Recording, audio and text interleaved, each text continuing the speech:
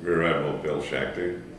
I was assigned the 45 boat, and that commenced my Vietnam time. Well, I think anybody would tell you that overcoming fear, closing a firefight, which I did the night we sunk a trawler. I had scrambled a boat that had come in from Yokosuka. It had been in the yards in repair. The weapons weren't fully mounted. We had only one 50 caliber machine gun forward. The radar was not working. We had a pile of Willie Pete, white phosphorus on the fantail, and my crew, we were supposed to be off for 2 days, and all the boats were out, and I was directed to scramble this boat. So we didn't have enough flak jackets, but we wound up staying in the area. The trawler blew. I'm sure you will have had other people tell you about that incident, but we traveled at flank at night, and more or less remembering the coastline and what it looked like as far as where we were, because we had no radar. And we closed that firefight just about the time the trawler blew. I think it self-detonated, it went so high. But then we stayed in the area. This was by Maviac Mountain, north of Nha Trang. We stayed in the area for 20 some odd hours. And perhaps interestingly, one of the things I had to do with my boat was to put it between the Vietnamese and the South Koreans. There was a treasure trove of AK-47s floating around in boxes packed with Cosmoline, East German medical supplies. Everything started floating to the surface. And the Koreans were going to send a group to secure the beach area, the beachfront area at first light. Before first light, I brought my boat in. I was communicating with Sector on sideband. My Fox mic radio was out, so I couldn't communicate with the guys involved in the firefight. They were all talking on Fox mic. And so I got in, and I told them I was going to psyop the area. Before I left the Cameron Bay area, I went out to the island and picked up an interpreter as we were heading as fast as we could to the site of the intercept. And I got him to psyop, and that was kind of interesting. He was a young petty officer. They were all good, but this fellow was pretty frightened, and he was actually laying on the deck in the boat with the microphone, calling out these "stop, come here, surrender," and some other slang things that we were telling him to say, naughty things about Ho Chi Minh and stuff like that. But I then got a crackling from my sideband to clear the area immediately. And when something like that comes, you don't question it. And we got out of it. And what happened, a B-52 was coming in the area, was in the area, and had a load left over from its last bombing. And so they directed them to bomb the Maviac Mountain area, where they knew we had some people waiting to offload this trawler.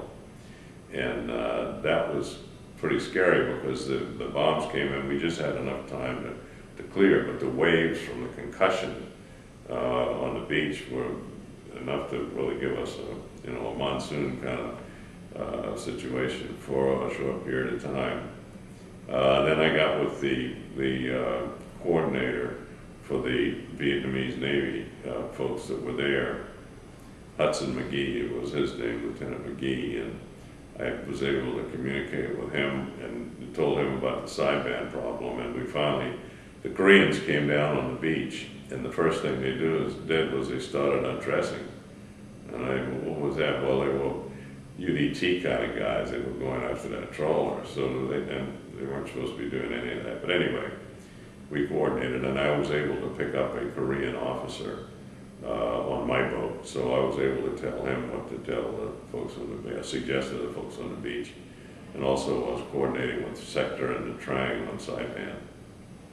So that was a pretty long night and day in that event. We had another kind of a situation involving the South Koreans. They were engaged in a pretty heavy firefight with some PC in an area not too far from this area some weeks later. And I was asked to come in close. They were going to send a U-boot, a junk, out to my boat. I was going to pick up a Korean colonel who was severely wounded, and it was too much firefight, you know, too much stuff going on to get a dust-off chopper anywhere near there. So I was going to pick him up and break for the clear and get a dust-off in for my boat. And we were patrolling back and forth, waiting on the U-booter to come out. You could see the tracer going back and forth and everything, and all of a sudden a big explosion happened, and an explosion, a big puff of water. So I called the liaison officer with the Koreans and said, you know, be advised, you know, this is us out here. I don't remember my exact words. His response was only small arms, this location.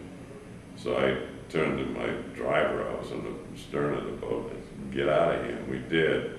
I got to the pilot house, and as I did, they started dropping rounds pretty much in our wake as we got up. That first round was by the bow, the whole boat went up. So we were probably at the most 1 foot from having a serious incident.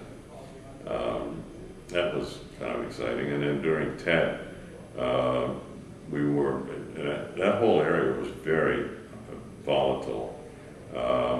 During TET, we were there and we were helping some special forces guys, and they were close to being overrun, so we were dropping VT mortar rounds almost on top of their compound to hold the VC at bay, and they did. We later met those fellows. They were very appreciative. They were, in fact, one of them gave me said, we can't give you any food, you guys eat better than we do, is there anything I can give you? And he offered me, and I kept it and used it the whole time, a Thompson submachine gun. It was a World War II vintage.